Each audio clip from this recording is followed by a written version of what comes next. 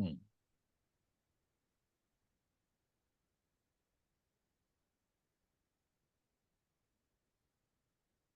All right, hello everybody. Welcome to another episode of A Fresh Perspective with Jeff Charles, where we prefer truth over narrative and principles over politics.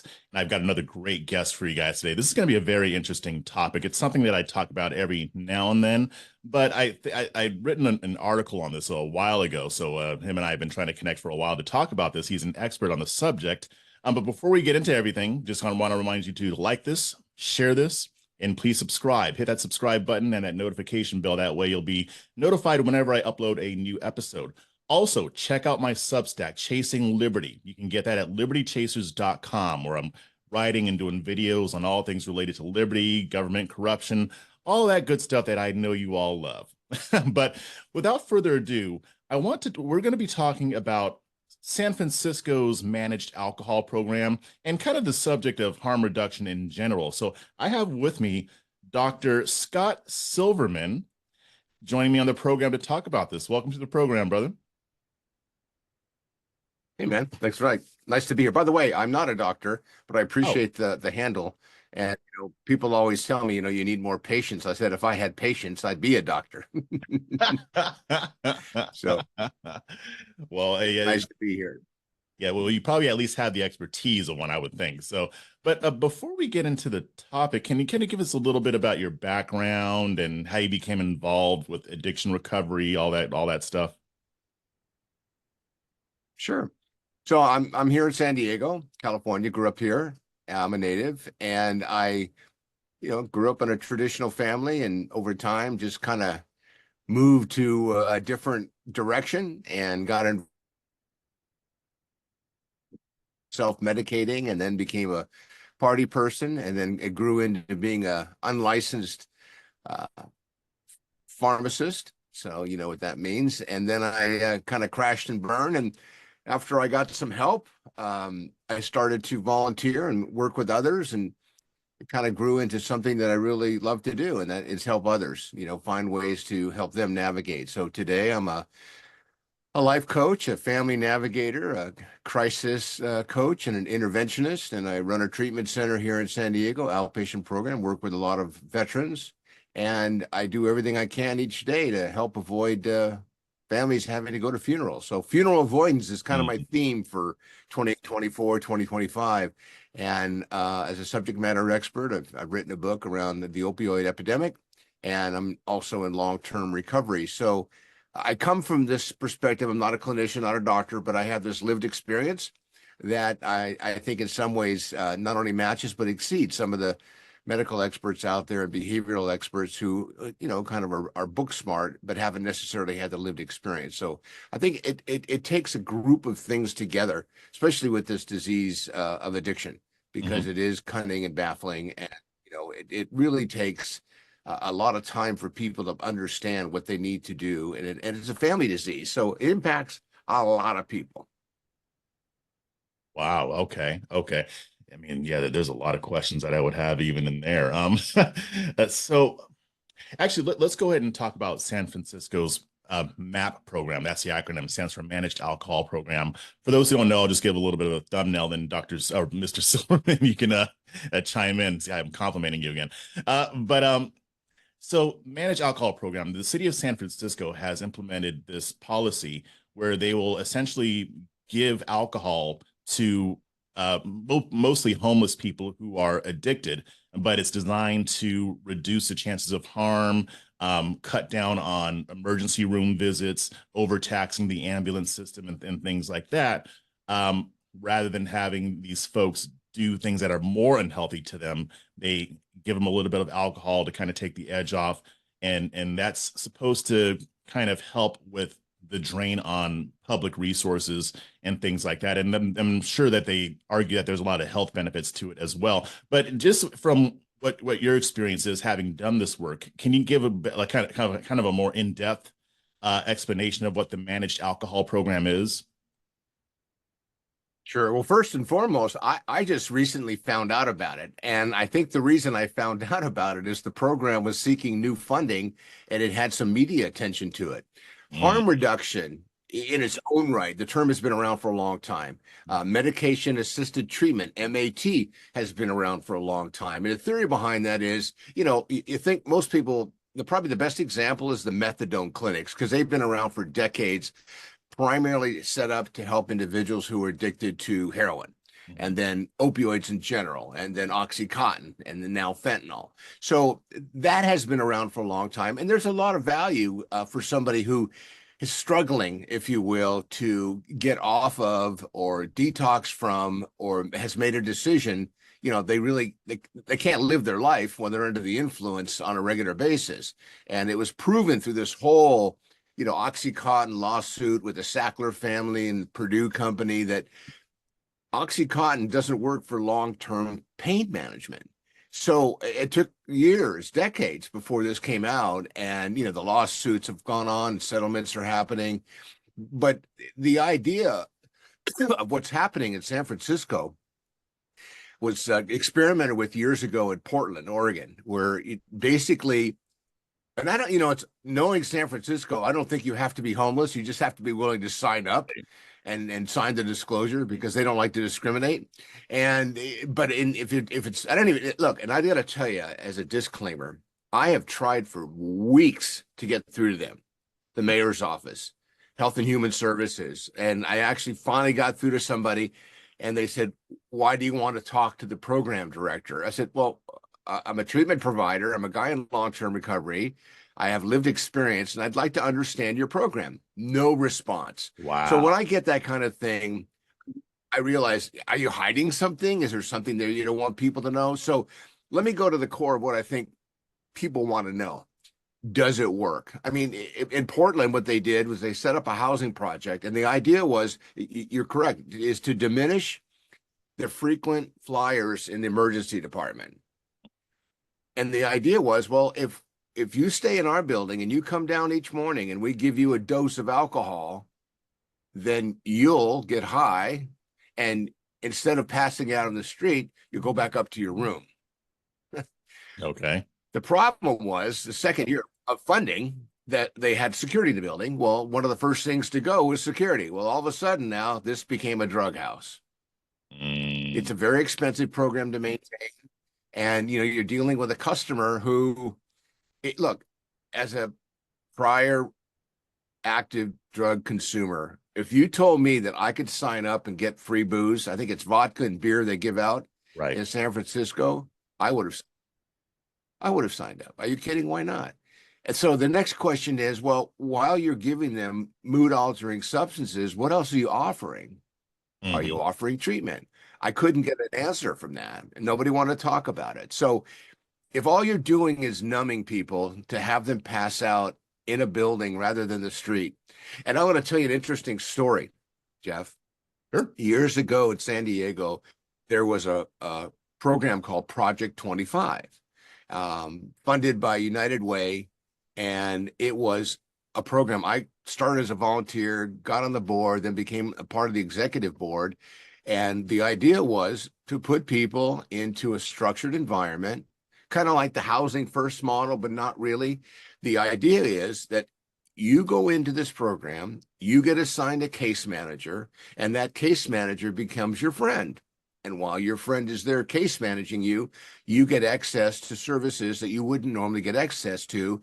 And we had the hospital association, we had a bunch of service providers, and it was a great concept. And the hospital association said, the money that we save by not having frequent flyers, these are my terms, Sure, we will participate in extending the funding. So after 3 years, you'll love this. I don't know you well, but my sense is what I read about you and what you do, you get a kick out of their answer. They said, we saved $1.5 million over this period of time to demonstrate that, yes, by giving people the right support, giving them a continuum of care, giving them the support that they need and help them transition into self-sufficiency, you can save money. So the hospital association said, well, the $1.5 million really wasn't saved money. It was just an expense that we avoided. It's wait, what? So that is so government right there. Oh my God. Well, it was the Hospital Association, which are mostly nonprofits who are subsidized through foundation dollars and, county money. So it just seemed insane. So during that 3-year period, there was no applications for other extended funding because the Hospital Association basically inferred, we'll help you with it. So the thing that's interesting, after a 3-year program, it was studied, and the study was sent to HUD. Now, I know all this because clearly I was on the executive board, so I had Right. an intimate, seat at the table, and it was run by a guy named Brian Mainshine, and his chief of staff, Lance Wilmont, and he was a prior city council member in San Diego. Then he became an assembly member. He's still up in Sacramento, and I believe he's now running for city manager here in San Diego. So I knew him well, and I watched this program. And, I was a little uncomfortable with it because I thought we were enabling our clients too much. But ultimately, people were getting on paths of self-sufficiency. The study was sent to HUD, and HUD responds with, "We've never had anyone send us a study sharing outcomes of a program." It's like, what? So my point is, that program got defunded because the Hospital Association said no more money. So that went away, and I left the board because I felt like I was lied to. So when I look at programs like, the MAP program, especially San Francisco, Right. and I've tried to get through to that mayor, what's her name, London Breed or something, can't remember her name. Brenner. Yeah. Anyway, she doesn't respond. I called the office, I left voicemails. They don't want help. I've done the same thing with Karen Bass up in Los Angeles. California has half the homeless in the country. Half. Mm-hmm. San Diego currently is working on putting together 1,000-bed facility they're trying to get approved. 1,000 beds. Could you imagine that customer and putting 1,000 of them together? And I did a piece on local station, and somebody, emailed me and said, well, what are they going to do with all their animals? I said, well, no one's talking about that. But can you imagine putting 1,000 people, 80% are going to be under the influence. Okay. 80% are going to have a mental health issue. Over 80% are going to lack any life skills. And, they'll be under the influence, and they'll be suffering from untreated trauma with no life skills. And you put 1,000 of them together under one roof? Are you kidding me? That's going to be worse than a structured prison.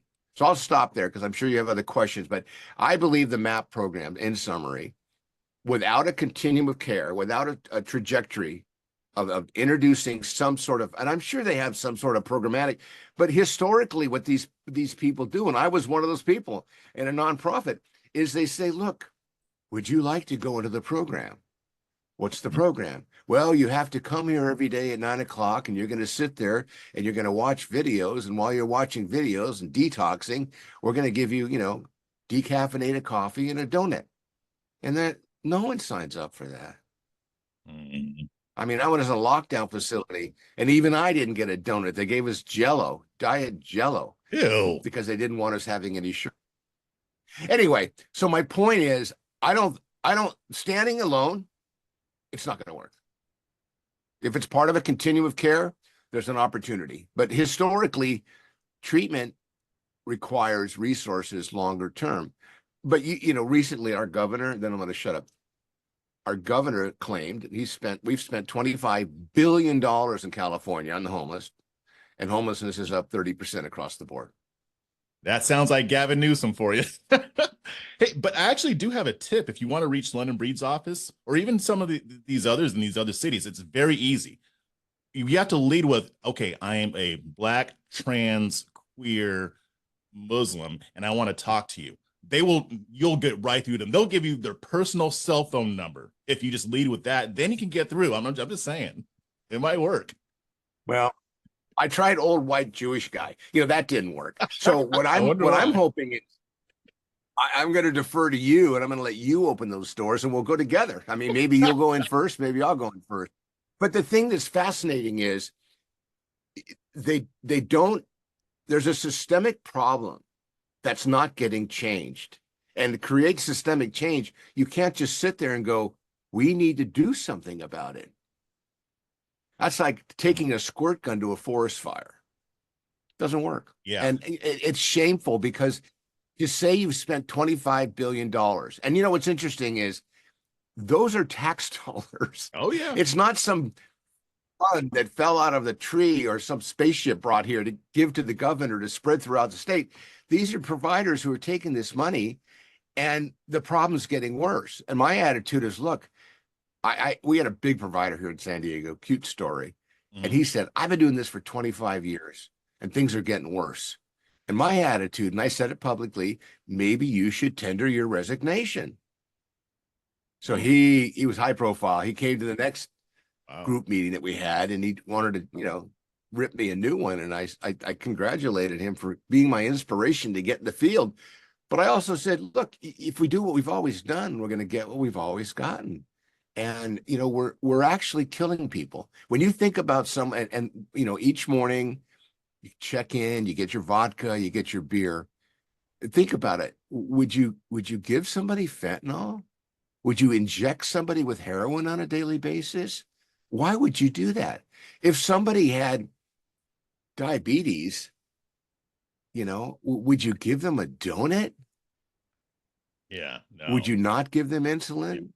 So to me, it's a slow way of killing people, or in some cases, a fast way of killing people. Because yes, they're not in the emergency room, but they're slowly dying. And if they're not transitioning, and you know what I hate about this, I call the social service loop.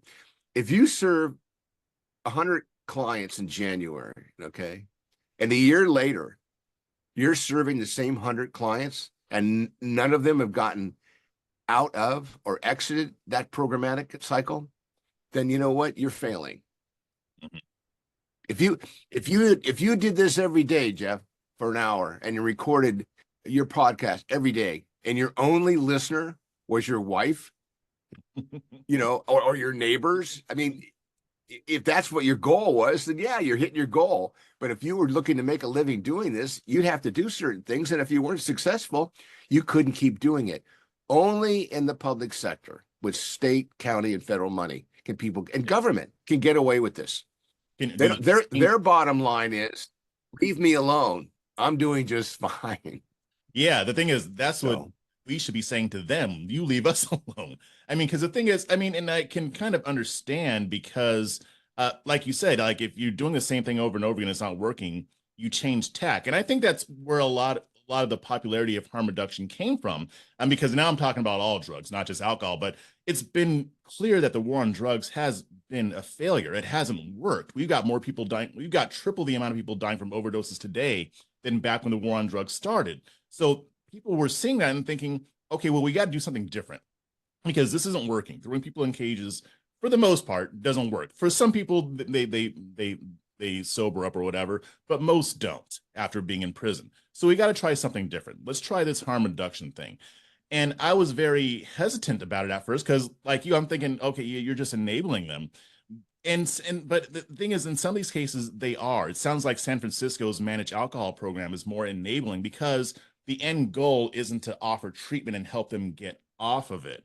I mean, I do think harm reduction is good for, like, say keeping people alive so that they can live to finally break their addictions. But it's kind of like you said, there has to be something more to it. So if you had it your way, you can just wave your magic wand tomorrow.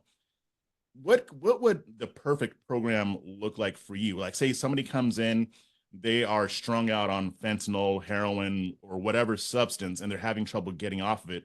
What process would they go through to finally break that addiction?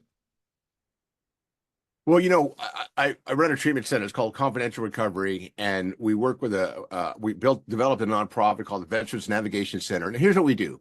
Mm-hmm. You call me right now or tomorrow or later, and I take the phone call. If I'm the one taking the phone call, you're my client. I'm your first point of contact. And I say to you, how's it going? What's going on? What was it on your mind when you called us? Well, I need housing. I need money. I need drugs. I need doctors. I need two teeth pulled. I need glasses. Okay, that's it.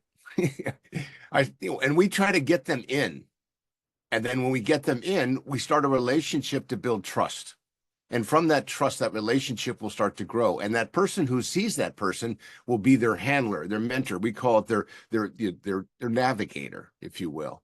lived experience individual who's helping another individual. And then we take them one at a time and we do an assessment. We figure out what they're looking for, what they need. And then we ask for their willingness to participate in their own journey. Because when you go into the social service system, and I want to stop for a second, what you just shared, and part of the problem with the enabler is when you say to the enabler, are you offering treatment? And I missed this point before I started. You can't just say to somebody, would you like treatment? Well, I would like help. And what would that look like? Well, if they don't know in their own mind what that looks like, they're going to give you the most, common response, which is top of mind, is I don't want to feel like I'm feeling. Right. Well, what do you think would help? Well, I need more of what I'm doing. Well, and you say, okay, and then you justify what you're doing to others by saying, well, we asked Scott if he wanted help, and he said no, and we have to honor that. Are you kidding me?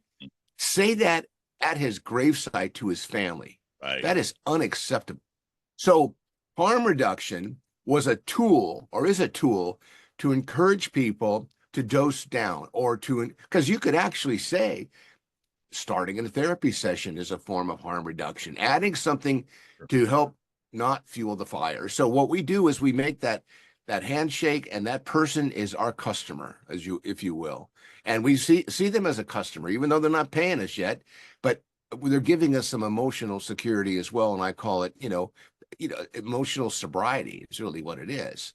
And sweat equity, and it comes from them because they have to participate. I ran a program for decades that caused people to, if you don't want to be here, don't be here. Don't let the door hit your butt on the way out. But if you want to be here, we're going to need some things from you, and we're going to offer things to you. But you can't tell somebody that when they're under the influence. They got to stabilize first. So we hopefully get them over to detox. With veterans, we send them to the VA. The VA helps stabilize them because you cannot talk to somebody who's under the influence. Just nothing's going to stick. And then when the anesthesia wears off, then the real work starts. So then we bring in the behavioral health support, and we start talking to them, and then we figure out what life skills they need, and then we move them to the next path. I mean, I remember years people say they need to get a job. Well, how are they going to get a job when they look the way they look because they're having to sleep on the street? We got people into barber colleges to get free haircuts. We got them to, learn how to shave with a razor, and they hadn't done it in a while. And, the women, it was easy because they usually had some family contacts left, but the men had a hard time. Plus they're stubborn. They have egos and false pride. And they're like, well, why can't you just give me a job? And my answer would be, I've got my own kids, brother. I'll help you. And we'll walk together, but you have to go to that interview. I can't do it for you. And we gave them the skills they needed to be successful. And we made them wear a white shirt with a tie. So everybody kind of looked like a cop, when they went into these traditional institutional look. And you know what?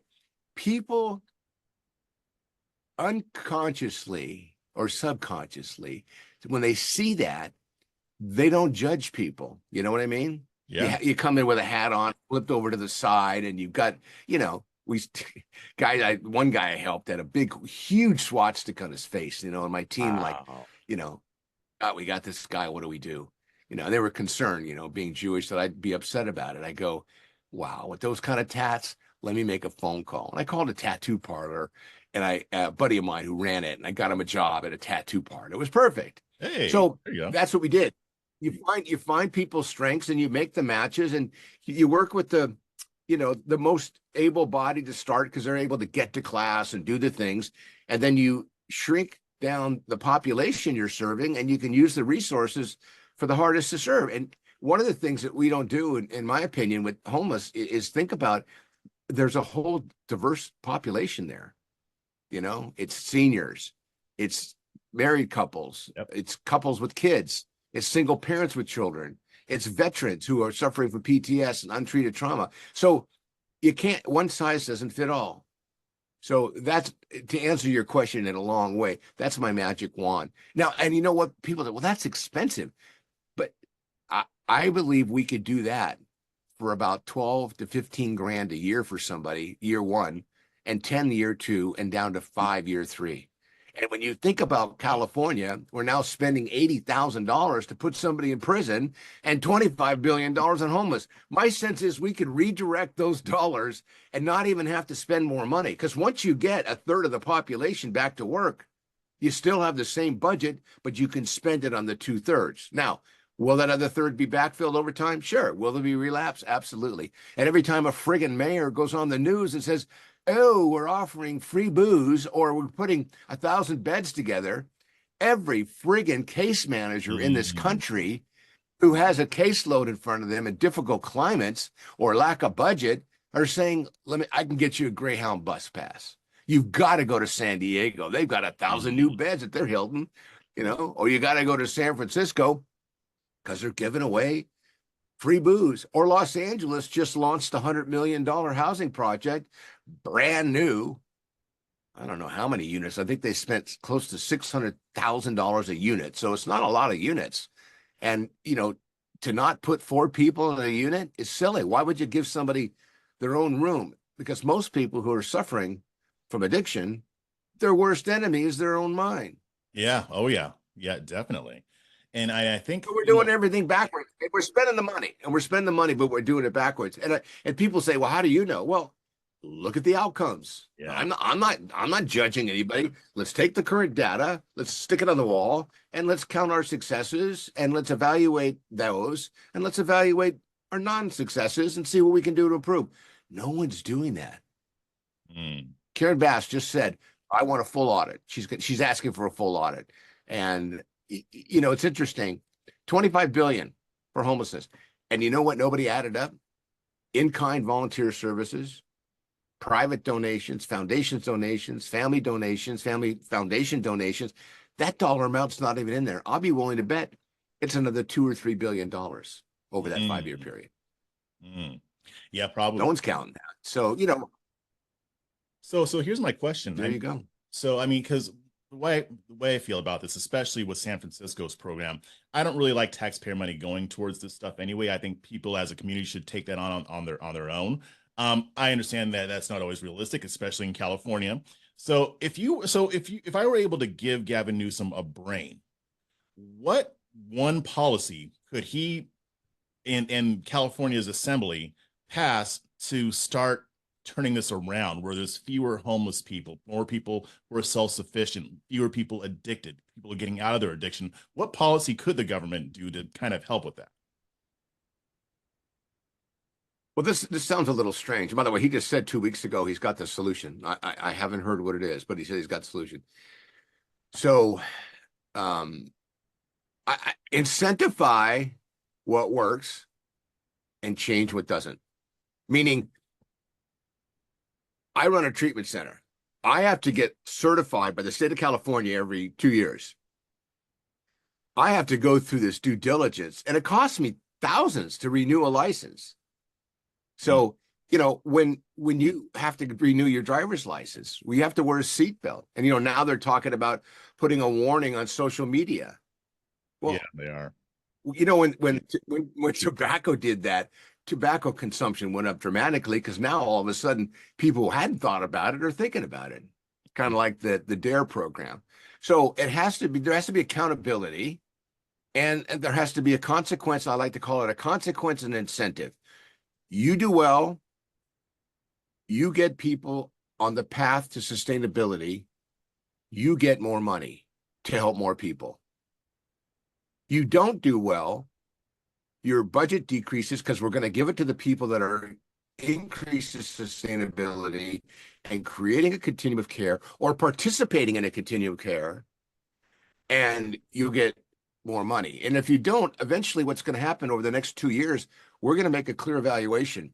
And if you're not hitting your minimum benchmarks, the budget that you currently have, you're going to have to go find out and subsidize it somewhere else because the government's not going to give it to you, which will put probably 60% of the nonprofits who are currently getting tons of money out of business, which, then the fear is, well, what do we do with all the people we're currently helping?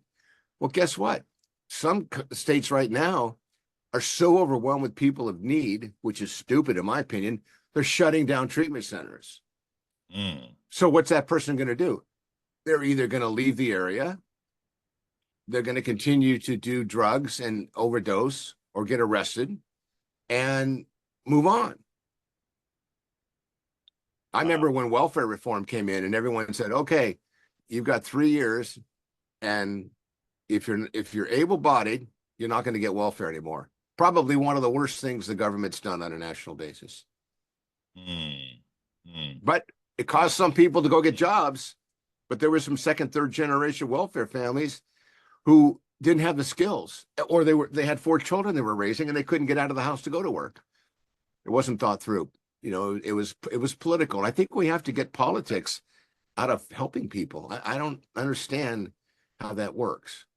Well, yeah, because when you place politics over principles, then you're willing to sacrifice people so that your team wins or your ideology wins, or you can blame what happens to them on the other person. I mean, that's what's sad about this whole thing. I think most of America wants their leaders and their government officials to just solve the problems. They're not really concerned about the ideology. But you have our politicians and our media establishment that is very much partisan, saying, no, it's got to be done our way or the highway. And sometimes that's necessary. But I think in a lot of cases, like with solving homelessness, there are pragmatic solutions. Like yours is a very common sense one. Like you pour resources into the ones that are actually helping people, because that will give the others incentive to actually help people and not just run them through the process so they can say, oh, we process this person, give us our money, yada, yada, yada. That already seems like an approach that would be better for addicts and people who need help getting off of these addictions, because a program like yours obviously can help do that. I'm sure you have plenty of success stories of where you've led people out of addiction. But I think that people just, I think people just want the Band-Aid. Like the managed alcohol program is a Band-Aid. It doesn't really do much of anything. It doesn't deal with underlying issues like yours does. So my question is why are these, I'm not even just going to rag on the government. That's a government program, but you just mentioned that there's a lot of nonprofits who aren't doing what they're supposed to be doing or not doing it effectively. Why are they, what, in your opinion, why are they continuing to rely on these weak solutions when they obviously don't work, or they have to, or they know that they should change course, but they just don't? Well, I think the money people are afraid of yanking the money, because if they did, they'd be responsible for something changing. Number one. And number two, a quick story, Jeff. When I started my organization back in '93 called Second Chance, and the idea was everyone deserves a second chance, that, you know, and the idea was I wanted to do workforce development and housing, because you need an address to get a job, and you need a job to keep an address. So we thought of ourselves as kind of an exit program to all the social service agencies in San Diego. So I went and had a meeting with all the social service providers, and I said, I'd like to partner with you. And basically, after waiting 6 months to get this meeting, they finally brought me in and they said, okay, you have 20 minutes. I said, okay, give my pitch. And they go, all right, we're going to schedule you for 90 days from now to come. I said, no. You made me wait 6 months. People are dying on the streets. Do you mind terribly? I'll step out, talk amongst yourselves. I'll come back, because I need to know what you think we can do, if we can. So I come back in the room. You know what they said to me? Scott, we thought a lot about it, and we appreciate your enthusiasm. And at the end of the day, we're concerned that if you ready for this? If you get our clients jobs, what will we do? They actually said that out loud? Out loud. It's in my book, my first book, Tell Me No, I Dare You. I said, wait a minute. Wow. You're saying, am I hearing you? As a matter of fact, I don't want to assume anything. Please say again what you said. If you get our clients jobs, what are we supposed to do? Can you give us an answer to that? I said, yeah, get a job. If you're telling me your job is to keep them out of a job so you can keep a job, then how can you possibly say you're part of the solution? In more ways, you're a bigger part of the problem. So, I had a bad case of the efforts that day, went to the library next day. That's how I started my nonprofit. And for years, we were excelling and hitting benchmarks. And then all of a sudden, my board said, you need to go get public money. The government prints it. And I said, why? I'm a social entrepreneur. We even had a Ben & Jerry's that we bought, okay, to work with people coming out of prison because they couldn't find work. So I said, come up, scoop ice cream. See these guys all tatted up, all buffed up, coming off the yard, and complaining, Scott, this ice cream is really hard. It's really frozen. I said, are you kidding? Stop whining, for God's sakes. You're Yeah. not sitting in a room with 60 other people with one eye open. Enjoy your scooping ice cream. Work out a little bit. And we did it to show people these are awesome individuals. These are people They're somebody else's family member. So we had a couple of different businesses and we got people jobs at a placement rate no one's ever seen before. We're talking ex-offenders, long-term incarcerated, on parole, on probation, and it worked. It was an exit program. It worked. So I have experience, I believe, what works. And I think that part of the disconnect for people in the social service business is they think if they provide a bed and a meal, they're helping the homeless. And they are. But you know that adage, you teach a person to fish, they can eat Right. forever. Give them a fish. And I think that's the problem. And I think that's the problem with social services in general. And I think when, if you go back 25, 30 years, you were handling a small percentage of the community. Now it's much greater. And not only is it greater, but the mental health issues today, just today from 10 years ago, are dramatically different than they were 20 years ago because of all the things that are going on. So has addiction increased? Yes. Has mental health issues increased? Yes. Yeah, are they deeper rooted problems? Absolutely. And right now, in most parts of the country, if you want to see a psychiatrist, you have a child with a problem, you're talking about a 6 to 9 month wait to get help. Yeah. So what happens to that person while they're waiting to get help? They're not going to get better on their own. So, there needs to be somebody who's screaming and yelling, but also offers solutions. Because look, I'm going to go political for a second. Okay. I hear what the Republicans say. I don't like it. And then I hear the Democrats piss and moan. I don't like that either. So in theory, they're chasing their own tails. Yep. So they're not doing to fix it. And they're, when I hear a politician stand up and go, we need to do more, it's a shut up comment. It's like, shut up, Jeff. Stop asking me questions. What I'm telling you is we're doing it. What are you doing? We're doing it. What are you doing? Sounds like gun control. I told you. We're doing it. We're absolutely doing it. It's like a cartoon. So I don't know. I don't even know. Look, I wrote my second book, The Opioid Epidemic. I sent it to 50 governors, Jeff. 50. Okay. All of them. I got 4 thank you notes and 1 returned to me because they don't accept gifts. I think it was Pittsburgh. We don't accept gifts. This was 2.5 years ago. So I don't think the people in charge see this as a major issue yet. Because when COVID came, everybody jumped in.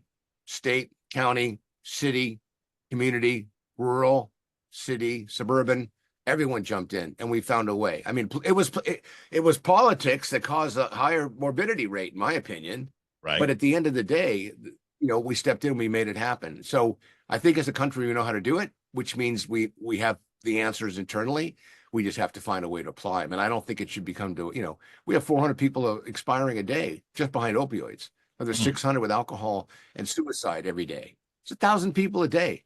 What is that? 4 airline flights? Yeah. 4 airplane crashes a day. I would say that's probably a pandemic. That's a 9/11 a day. That's over one 9/11 per day. Wow. Yep. And that's to me, it's just, when I hear these things, it's like, man, this is hopeless. Because what you said, I wasn't too surprised, because I figure if they're still doing these things, then at best they are clueless and incompetent and can't figure out that they have to change course.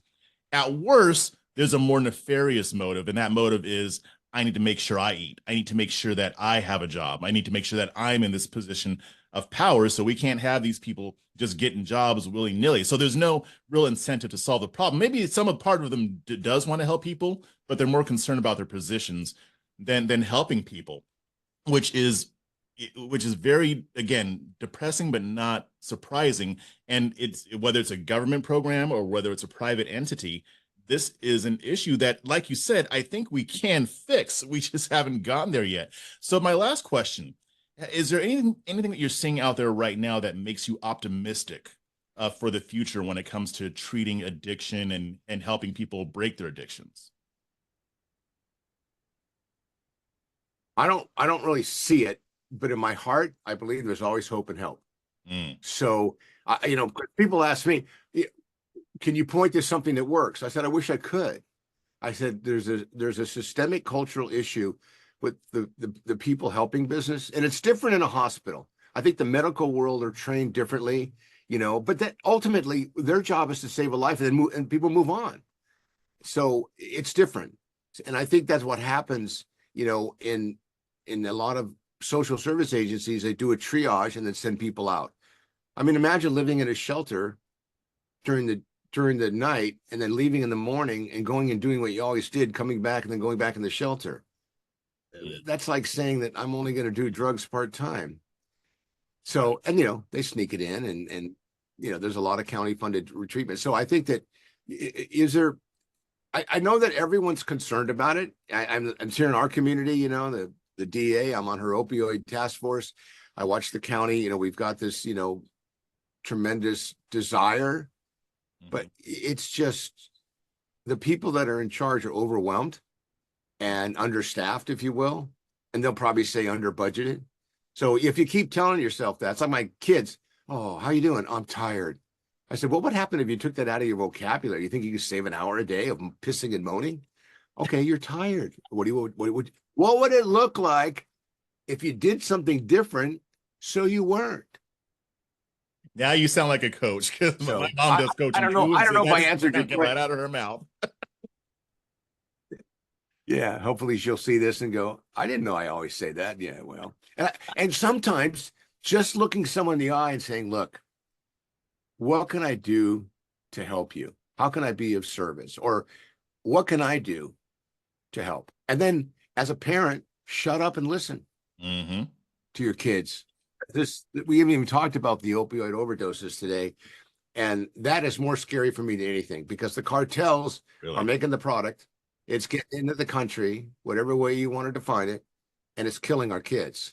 And that scares the heck out of me, Jeff.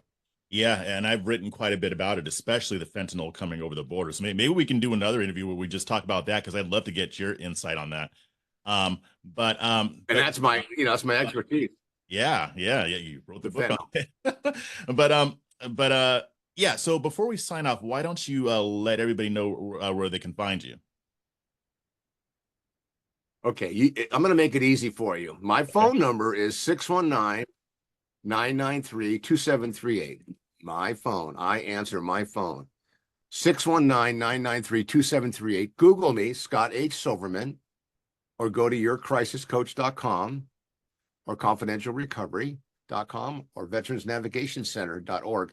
Just Google me and you'll see it, in the search what I'm involved with. And I encourage family. By the way, we haven't talked a lot about the family, because this disease affects the family as well. Yeah, it We have does. lots to talk about. Now that you've found me, Jeff, and we know we can connect, and you're pedaling fast enough to keep your signal going, Yeah. and I keep the lights on, I'm pedaling too with my little lithium batteries here. But I want to help, because I don't want to go to funerals. So I'd rather talk to a family and see if I can be a resource for you to help you navigate. Awesome. Great. Well, thanks so much for joining the program. This will probably be the first of many, because there's so much in this to delve into. But thanks for joining the program, and Anytime. I can't wait for the next time. Thanks, man.